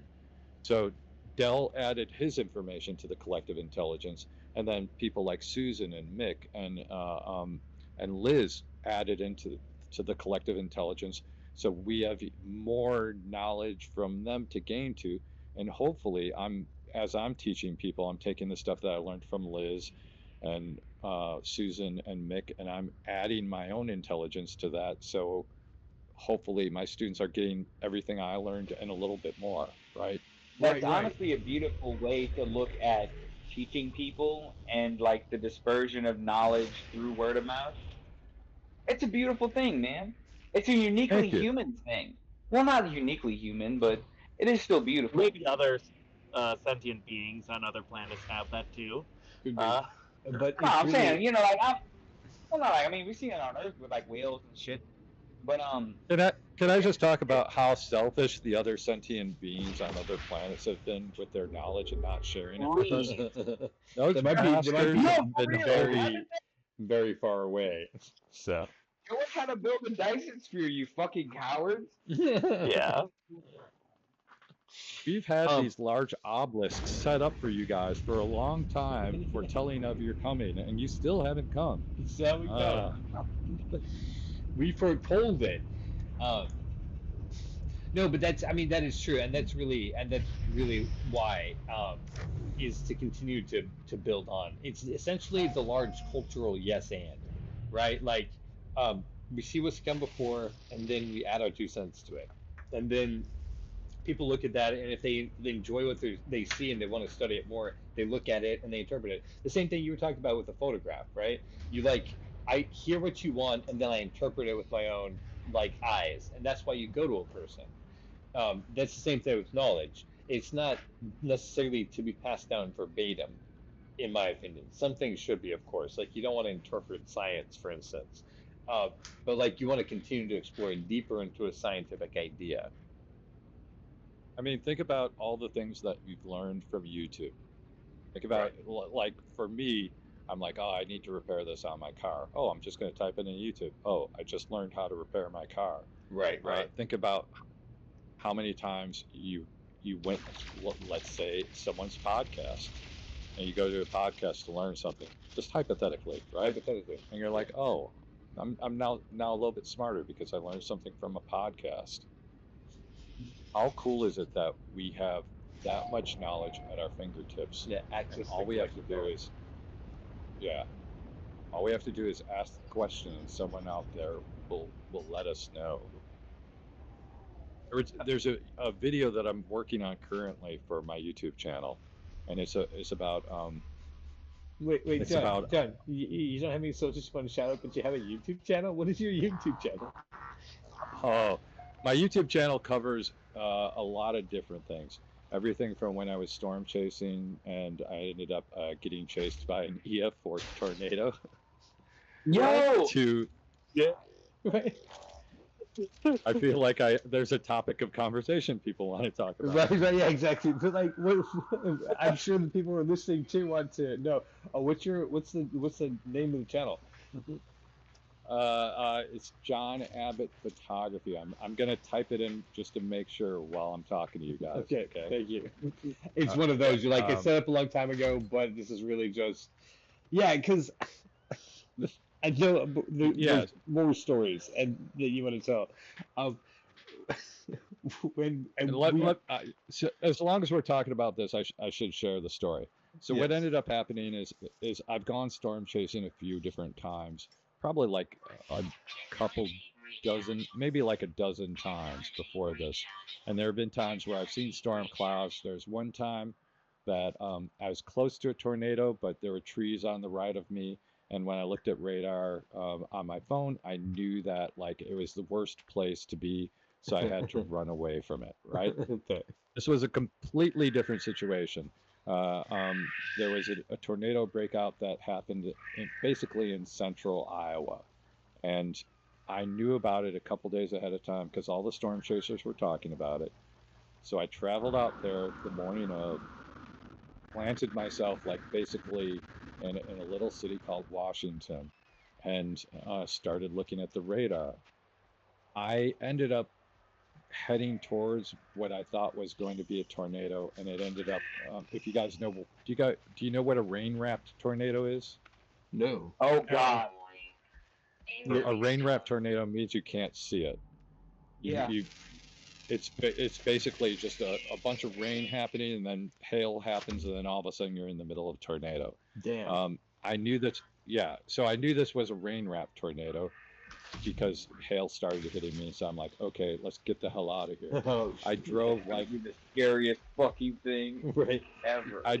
Yeah, well, it would have been, but so I traveled about like 2 to 3 miles away, and I got ahead of it, and I was watching outside of my driver's side window, as like the rain raft one is starting to approach, and all of a sudden I see something spinning up in the distance, and I suddenly realize it's a tornado forming, and it starts out as this tiny little thing, and I'm like, oh, I got to get closer, so I turn around and start driving towards it, and I realize it's still building, it's still building, it's still building. So now I turn around again and I start running away from the damn thing. Jeez. I ended up going. Okay, so theoretically, I would never do this in a car, right? But I found out that day that a Ford Escape can drive on a rain-slicked road at least 91, 95 miles per hour. For how long? Let's in theory say that it was like at least 5 to 10 minutes, because as I'm headed away from this thing that actually shows up in my rear view mirror, I see it cross the street behind me, but I still have, to the left of me, I still have the rain wrap tornado headed towards me. So I have I'll call it a real tornado, a tornado I can see that's behind me and on the right, and then I have the rain wrap tornado that's somewhere on the left behind me, and I reach a T intersection. So I have a choice of going left and having the rain wrap tornado intercept me, or going to the right and trying to beat the other tornado that I can see before I, go as fast as I can. So I ended up going to the right, and the entire time I'm watching out my right-hand window as a tornado is trying to speed up to intercept me. It was crazy, guys. It's crazy. So that's my video. Yeah. You can check that out. I'll send you a link to it, Caleb, so you can. I'm gonna put I'll it up. send you a link to it sometime. Also, that is not something that I knew about, so I want to go check it out to watch some videos. It was. Oh, I didn't tell you the worst part of this. No. Okay, so that tornado eventually passes behind me, and it hits a small town. It turned out to be an EF4 tornado. It only took out one building, which is good. No fatalities, which is also good. Because it was like a line of storms, as the storms were crossing, one tornado after another was hitting somewhere around me on this highway as I was headed in an east direction, trying to get my butt back home. So that was just part of my day. For like the next hour, I was basically running away from tornadoes. It was crazy. Did they keep spawning like that? It was because if you can picture a bow section of a storm, the first storm that I intercepted was the top of the bow section, and then the storm just kept on sweeping northeast. So as I'm traveling east, each storm is kind of like intercepting with me, because it was traveling at like 50, 60 miles per hour. It was just a weird day, guys. By the time I got home, I was jittery, and then I saw the video later on, and I was more jittery. So yeah. Yeah, well, I was thinking, And that that's was why the I was first- asking about the first initial drive, about 5-10 minutes, is because I was thinking about the adrenaline. Like, it kicks in and you're going to be good for like a minute or so, maybe a minute and a half. But then all of a sudden you're like, now it's starting to drain. You're like, I am in flight mode, right? And I've got to maintain without like crashing out. That was the only day that I've ever driven through a red light, because I got to the intersection and like no traffic is around, and I'm like, I don't care, I'm getting out of here. Right. The police can try to pull me over. They'll have to beat they'll have to beat the tornado. I'm sure they'd understand, and they're probably hunkering down like they know you should be. So. Nobody was out. Yeah, Yeah. nobody was on the street. That's what made it all the more scary, because you're like, I'm the only idiot that's on the street right now. Well, you're not going to get good footage if you don't get out there and be an idiot, right? Like that's the Yeah, of course. because it's not. Let's call it. It's not you being just an adrenaline junkie, but that's what you're doing is capturing because you're a photographer and videographer. Um, that can get some good money, right? It can. More than anything, I fully admit I had never seen a tornado before. I wanted to see one in person, and that particular day, I just happened to hit the jackpot again. Right? You've seen all of them. Yeah, and I got to see like it's an extremely picturesque one. Most of the time, tornadoes appear in clouds, which is why they're rain wrapped, right? The ones that you see on a tornado chasing channel, those are rare because usually they have stuff going on around them. This was just the most picturesque one you could possibly see in person. So it still blows my mind. The other cool thing was my camera was running before it formed. And because of that, I when I went through the editing process, I wasn't sure if I should cut out the section where it was forming. And I was like, someone somewhere who studies weather is going to want to see like how this formed. So I put that entire section up, and then I heard back from someone who studies weather, and they're like, "Hey, thanks for showing us the whole thing." I was like, awesome. See, I want to know Awesome. too. Like if you cut that out because you talked about it, and I was like, ooh, I don't think I've ever seen footage of a tornado forming. You know, like conceptually in my brain, I'm like, okay, I can see how that'd be, but I've never actually witnessed it. So I was like, this man got it. He got it. Looks pretty fucking scary. Yeah, that's what I'm Oh, saying. Like, yeah, and you were there, you like doing it. Um, I there's a whole. legitimately couldn't believe it the entire time. You, picture anything that you've wanted to see for most of your life, right? And you're like, oh, that'd be cool. That'd be very cool. And then you're watching it form, and you're like, it looks like a tornado. Yeah, that's a tornado. Huh, that's a tornado. It's headed towards me. Huh, let's get closer to it, because that's what you do when you see a tornado. Oh, that's a dumb mistake. Let's go the other direction. You know, that was the entire process. Yeah. No. My God. So, what other things do you have on your channel that that you keep just sort of on the aside? Everything else is pretty boring. There's one video that I did.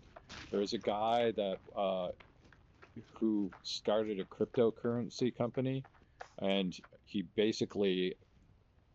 had two different companies, and he stole from one company to keep the other company afloat. So he ended up getting charged. I'm trying to remember the guy's name right now, and I should know it. But he basically ended up taking a bunch of money from people. That's the best way I can put it. That's how all crypto works, yeah. right? Like, isn't that the whole shebang? Yeah, well, the way crypto is supposed to work is you buy coins from someone, and then they put the money somewhere so that you can always get your cash back for the crypto, right? Right. And in this case, like the money that was supposed to be kind of like in a lockbox somewhere to represent people's ability to buy crypto, because like picture a bank that allows you to buy gold bullion, right? You're not just going to buy the gold bullion, you need the bank in order to do it, or something like that. It's the same kind of concept with crypto. You can have these companies that basically like hold on to the actual cash and then buy the crypto for you. In this case, he was just stealing from one company to the other. So the video is basically me explaining the entire thing for people that don't understand crypto and don't understand what it was that he did. There's another video that I made about the television series Action. I don't know if you've ever seen that before. It was like 1999. Huh. Anybody? It was I guess not. It was a television show about a guy. It was. What I liked about it is it was a television show about a producer that produced a flop a flop movie, and he's trying to get his next movie made, and he's willing to do anything in order to get it made. So it had incredible cameos like Keanu Reeves. Um, what's the woman in the movie Speed? Um, Sandra Bullock. thank you. Yeah, Sandra For some Bullock. reason, Like, my brain it's spit just out Nicolas Cage. yeah, I was like, That's no, Face Off. that's not the right answer. But okay, Sandra Bullock and Keanu Reeves. It- Right. yeah. And it was just a really fun comedy that was dark and strongly hinted of a producer that would later on end up being charged with a bunch of crimes. If you Like watch, they knew it before, right? it was basically calling him out in every freaking way, because and they talked about in the behind the scenes thing about how like these were public secrets kind of things. Yeah. And that's what the rest of us have found out more recently. We were actually talking about that on a Tarantino show. Jack, your stream has failed to start. It froze for a second. And now it is gone. Wow, it's 9 o'clock. Okay, so we have about a half hour left. Time to to the go? show. No, not quite yet. We have about a half hour left to the show. Okay, all right. But this is a part where like I always like to, no pressure, just make this part count. For me personally. So I'm always like, oh no, what haven't we talked about yet? One of the things I was wondering about specifically was the different forms that you've seen. And out of the handful, like, I'm sure there's a handful that you like. These are some of my favorite from what I've seen. I don't know, Jack. It failed again. As far as the favorite ones, that varies a lot. I'm currently doing a musical improv form, and I love that because when I first started doing it, I never thought I could do it. And now I've been doing it. God, I've been doing it for 8 or 9 years now. And making up an entire musical in front of an audience is the most incredible high, especially when everything comes together in the end. Yeah, I was gonna say it's fun to do it to do improv, but that takes it to a whole other level because it's another degree. Yep. Exactly. The one that I was talking about before, where we had a HR manager and a CEO. Eventually, they get the job, they fall in love. She ends up dumping my character, and my character ends up going to the same city with his friend to see a Coldplay concert. And at the end of the show, like I look at the screen and I see her and her new boyfriend making out. Like it's that kind of thing where stuff just wraps up towards the end and it's fun. TJ and Dave was always a blast to watch because just the slow patience that they had. There's a group called, I think it was called Quartet, which was John Lutz. Oh man, I'm forgetting the names. Quartet. I don't remember all of them. I did have the opportunity to see them when they were around. 4 phenomenal performers that just transformed from one scene to the next to the next to the next, and all of it looked seamlessly. Right. Just seamlessly. That's right, because they were doing a character would pivot into a new scene, and then a character would pivot into a new scene, right? That's what the quartet is. Yeah, and they always did it. Totally. I think if I remember right, it was Jet was on that team, and maybe Bo. Oh, wait a minute. Am I thinking of the wrong team? I just realized I said Quartet, which I also loved. I was thinking of Foursquare. Quartet was at the time I saw Quartet, that was Jack McBrayer, Bob Dassey. Wow. I think it might have been Stephanie Weir at one point in time, or Gene Villapique and TJ Jagodowski. So just a heavy-hitting team. Yeah, I'd watch all 4 of them. Yeah, for sure. And keep in mind, I first saw them when I was in level A at Second City. So it's like you're getting classes like, this is how you do a scene. This is how you start a scene. And then you go and watch them and you're like, I'm not worthy. Right, yeah, exactly. It was like, yeah. So there's also a show called Quartet, and that was excuse me, also a show called Foursquare, if I remember correctly, and that was like John Lutz, Dan, I forget Dan's last name, just four of these powerhouses of improv. I loved I loved watching Weird Ass, which was Stephanie Weir and Bob Dassey. Yeah, Weird Ass. Those two were fantastic. They were just amazing playing together. There was a show that was a more serious show that happened upstairs at IO for a while. It was called Orange, and the idea was you peel away the layers you start out with the character and then you peel away the layers and you see the different people that are important in their life. And then it ends, Nice. and then it would come back towards the present. I vaguely remember seeing this one show, which was the main character was played by Christina Gossis, and you find out like as the show goes on that she had lost someone who was really important to her, and in later scenes it's played by TJ Jagodowski, right? And they just have a really good relationship, and then it comes back to the present where he's since passed away. And she's just screaming at the top of her lungs, "Why did you leave me? Oh, wow. Why did you leave me?" And like I get chills just thinking about it just now. Yeah, I'm because it getting was that secondhand effective. chills from you describing it. Holy crap. I mean, that's what I'm talking about, like improv. Like sometimes when the lights are down in the audience and it's just that like hot light on stage, like the magic. You never get it in film. Like any performance, Yeah. like fantastic performances on film are amazing for what they are with the score, the effects, the makeup, lighting. But like a raw moment on improv stage like that, it's just like it's alive. Completely. There are also shows that I didn't see, but I saw the aftermath of. Okay, how do you mean? There's a team called, I think it was People of Earth that played at IO, and this is around Christmas time.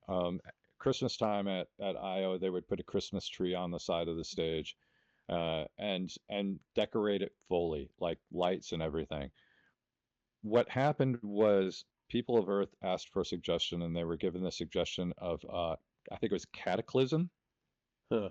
And so their opening, you can't call it an opening scene, but the opening was a cataclysm happening on stage, which involved there was a gumball machine that was off on the side. Someone bought that up on the stage and started punching it, trying to break into it.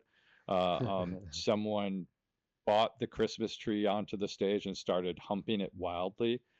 People started bringing furniture onto the stage, and from everything I heard secondhand, by the time their opening was done, half the audience was dying of laughter and the other half was frightened to death. That sounds fantastic. My God. My favorite show. I came in and now keep in mind, at the time I'm a night manager, but I'm not working that night. So I just happened to come in and I look at the stage and a bunch of interns are sweeping broken ornaments off the stage. Oh, jeez. Of course. And I'm like, what the hell went on? And they start explaining to me. And then in the meantime, of course, the guys from People of Earth, knowing that they had just trashed a Christmas tree, are trying to go out at like 10 o'clock at night to try to find any place that's open to buy a Christmas tree. And they come back with this shitty little Charlie Brown Christmas tree. Oh my You God. know, that's like 2.5 feet in height. And of course, later on, Sharna, the boss, was like, yeah, that's not gonna do. You guys owe me a real Christmas tree. Fair. I mean, they trashed a real Christmas tree. Yeah. There was another show that I did see, and it was called Countdown. They were the audience. Excuse me. Let me back up. They get the suggestion from the audience. The audience says, someone in the audience says countdown. So right away, someone on the team stepped forward and they said, "We're going to perform an opening in 5, 4, 3." And then everyone like forms up and they do an opening. Someone else walks up right after the opening and says, Caleb and Arnold are going to do a scene about about mammography, something like that. And they would say in 5, 4, and then those two people would walk up. As the show went on, a kind of game started where they would like pick out stuff that people didn't want to do, right? Like, Caleb's gonna sing a song in 5, and they were just like, Son of a put that bitch. person on the spot. Right. Yeah. These two people are going to do a really dirty scene in 5, like that kind of thing.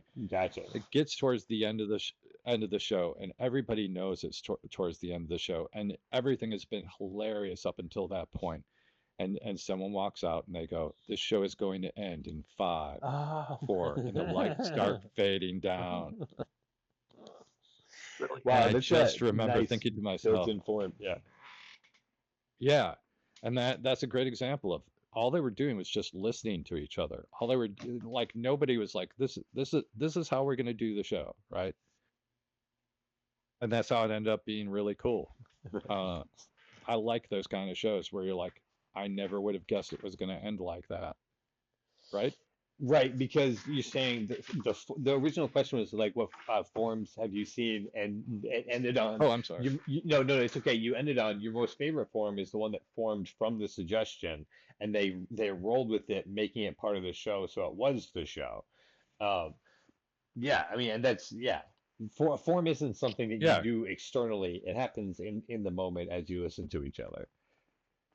Along those lines, the biggest mistake that improvisers make when they first put together a team is they obsess on what kind of a form they're going to do. And right. The form is just a framework. The best thing that can happen to any improv team is that the form accidentally gets broken 10 seconds into a show. Yeah, exactly. And no, because then because then the discovery process happens. Right. And when the discovery process happens, you end up with shows like Countdown or Cataclysm or any of the shows that I've seen where the team recognizes this show is going to be different because someone just gave us a golden idea on a platter, and we'd be freaking idiots to ignore it, right? Right. They didn't get spatula for the 15th time. Yeah. There are too many times where performers, and I fully admit, like when I first got into improv, I was like this. When I first learned how to do a herald, I would religiously think to myself, okay, this is a second beat and second scene, so it's supposed to be these two performers. Wait a minute, you're the wrong person going out right now. What are you doing? You're fucking it up. And yeah, you gotta let that go. You gotta, because sometimes where the show ends up going is somewhere that you never expected it to go. You wouldn't have wanted it to go there because you couldn't have guessed that it was gonna spin into that out of control thing that was so gorgeous by the time it ends, Right. Yeah, that is fair. The imperfections. It's the imperfections inside of it. Wabi sabi. The wabi sabi. Yeah, this what I've noticed about this form that I've been playing is that you would think that there's a lot of constraint in it, but like for some reason it's still like the human touch on it, like I'm constantly being surprised. So yeah, I mean, but like whatever it is that you're doing, whatever form of creativity you're doing, it's the same thing with music or making an illustration or a photograph, right? Like there's construction to making an art. And then at the same time, like this creativity of who you are and how you use that art is your fingerprints, right? They're put all over it.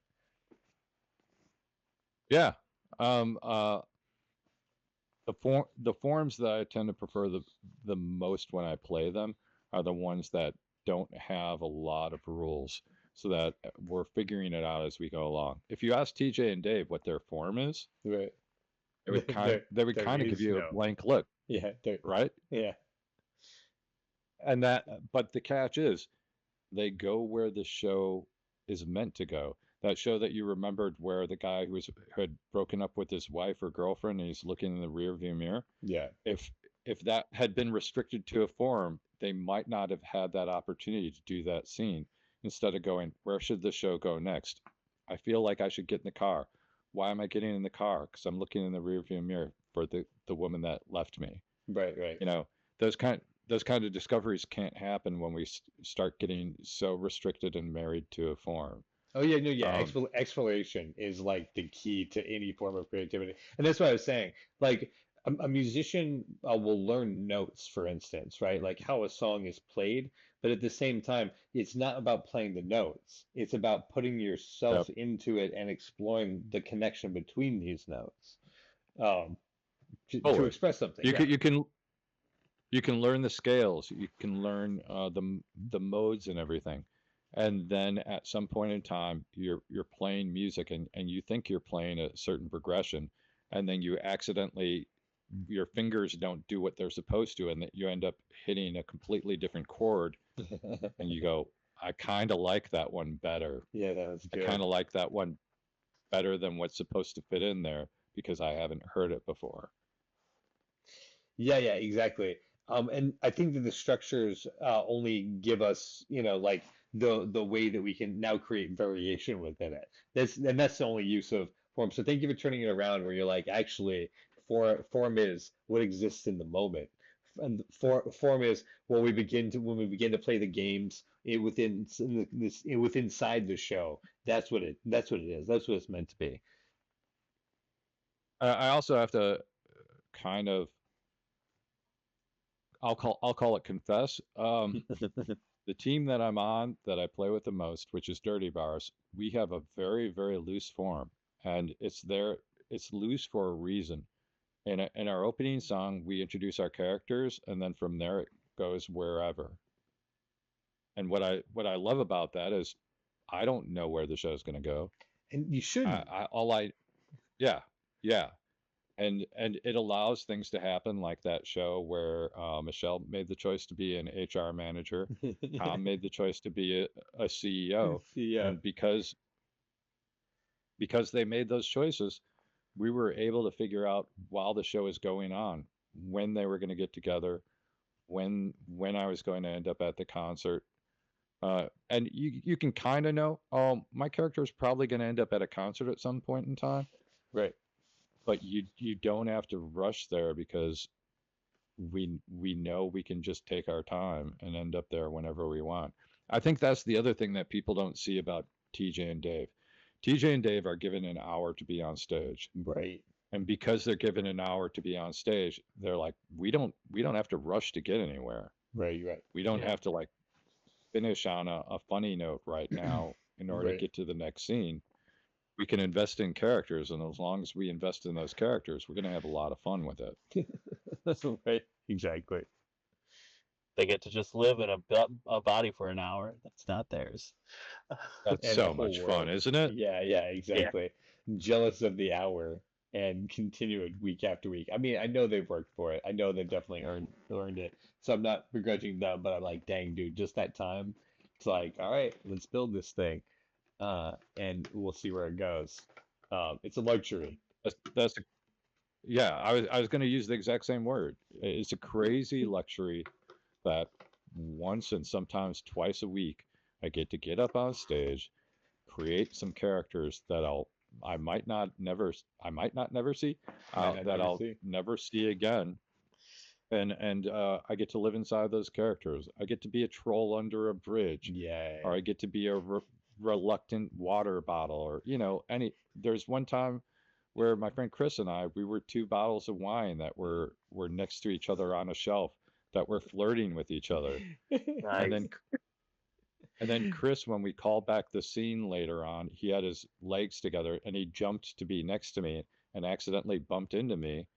And so my bottle like wobbled and fell onto the ground and crashed. No. Right? Yeah, nice.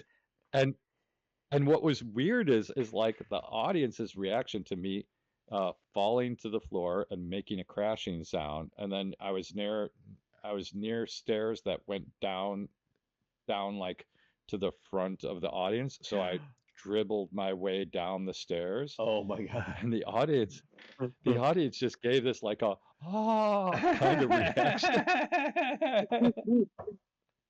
See, it's not There's always about something making them laugh. You know what I mean? When you Yeah, live moments, you have real reactions, and sometimes it's making them gasp, and sometimes it's making them laugh, and sometimes it's shocking them. it's so much fun when the audience gives you that. You're like, I was a wine bottle, guys. I don't know if you knew that. Yeah, they care for the wine bottle. Yeah, Um, I love I live for those moments, guys. yeah, that is the time and the place. So I'm glad you're still getting to do that. That and multiple times a week. Um, well worth it. Um, we are in the kind of like the wrap up portion of the show. We have about 10 minutes left. So do you have any like closing thoughts? I know we've been kind of winding down for like the last half hour, but like, is there something that you want to say like specifically? Like, hey, let's make sure we get this into this podcast. Um, I'm I like making this point whenever I get an opportunity to teach. Sweet. So I need to back into this story. I had been doing improv for a few years, and I had just started getting myself to the point where I would try to use improv in everyday life. For people who don't do improv, it's all about listening, right? It's all about listening and saying yes to people.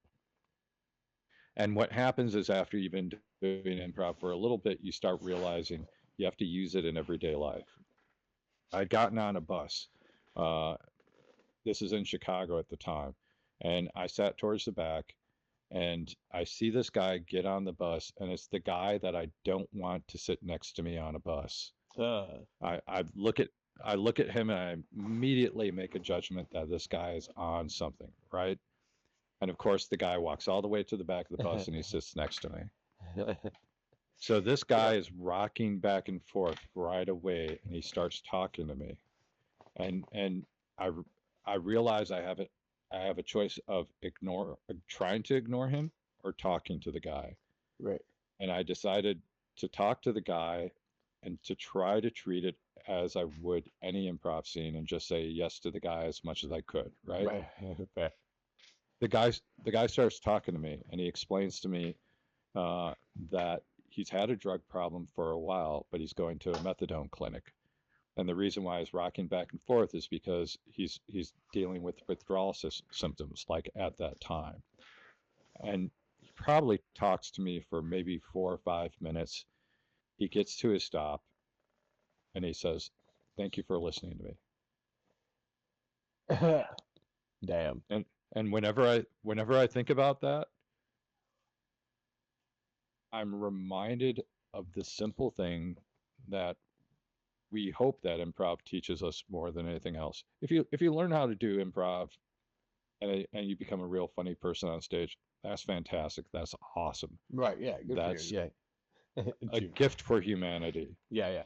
If you take improv classes and you learn how to listen better, and you're the person that the guy who's going to the methadone clinic needs to talk to just for 5 minutes so he can make it to the methadone clinic and get taken care of because he's dealing with heavy withdrawal symptoms, and you're able to listen to that guy for 5 minutes, you're doing the job of humanity. And we need to be better at that. Everybody does.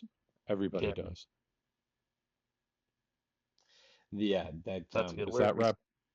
yeah, no, that is a good word. I was mulling it over because that is 100%. It's what makes good teams, wherever you are, a workplace, a creative environment. If you're, navigating social situations like any social gathering, a party, or just in a crowded place somewhere like the park or a show, where you have to interact with other people, you have to improvise. And it really is, I mean, all of life is improvised. None of us get to plan all the events that are happening as much as we try to control everything. So once you get to used to that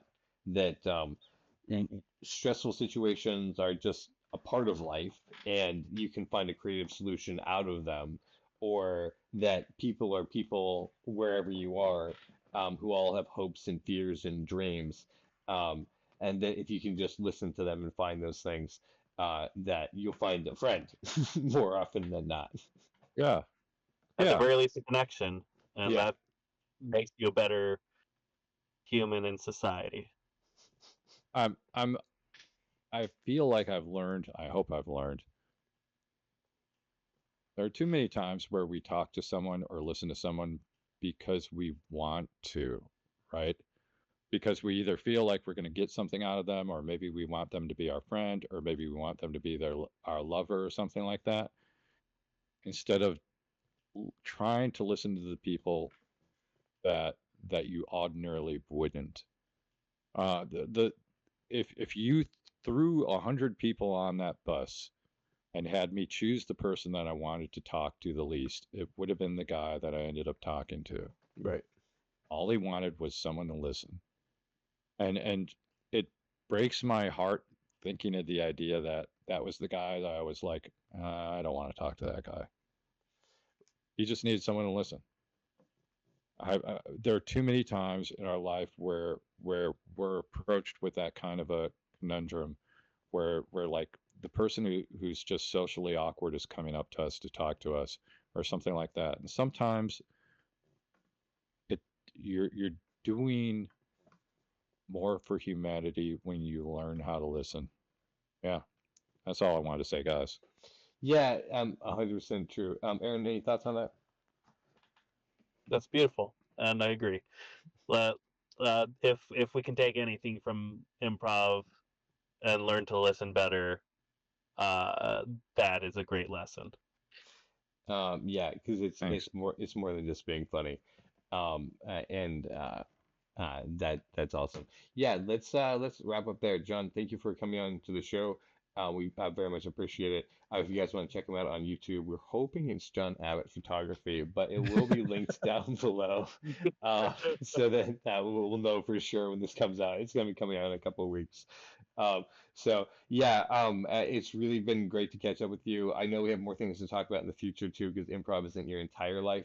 But as much as it is very much part of every part of your life. So I would love to have you back on if you're interested. Um, jo- Of course. Joined here today with us is who's remaining was Logan Giffer and Jack Haynes, our illustrator and a producer writer for Cox and Space, and to the end here, Aaron Coswell, the professor of comedy, professorofcomedy.com if you want to find out where he's going to be performing. This has been a Cox and Space behind the scenes podcast, Drawing with Jack, where Jack does not draw. We'll catch you again later this week. Bye.